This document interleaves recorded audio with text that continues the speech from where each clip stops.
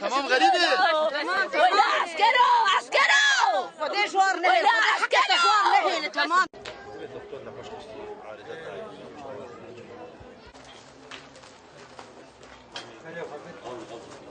Biz İngiltere'ye götürdük onları Mustafa Hoca'yı görmeden önce.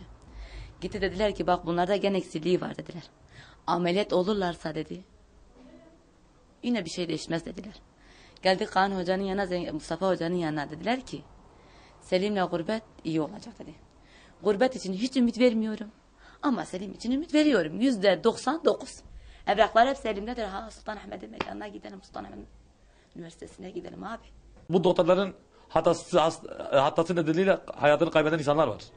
Ey Sayın Başbakan, ey Sayın Sağlık Bakanı bu konuyu araştırsa, bu doktora gereken cezayı verdiği takdirde biz ailesi olarak biraz rahatlarız. Şimdi öncelikle bu kızı ameliyat yapacaktılar. Baktı o çok kilolu, yok dedi önce Selim'i ameliyat yapacağız.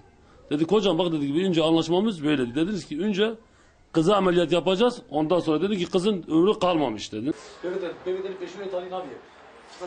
Mustafa dedi Selim seni kalkacak gidecek girecek. Amca sana iş yapacak. Sen onun babası değil. Ben onun babasıyım.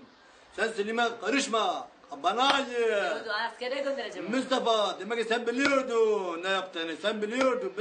Biz saftı. Saftı kalbimiz saftı. Sizin gibi zalim, vicdansız, merhametsiz değil. O hızdan kilo verdim.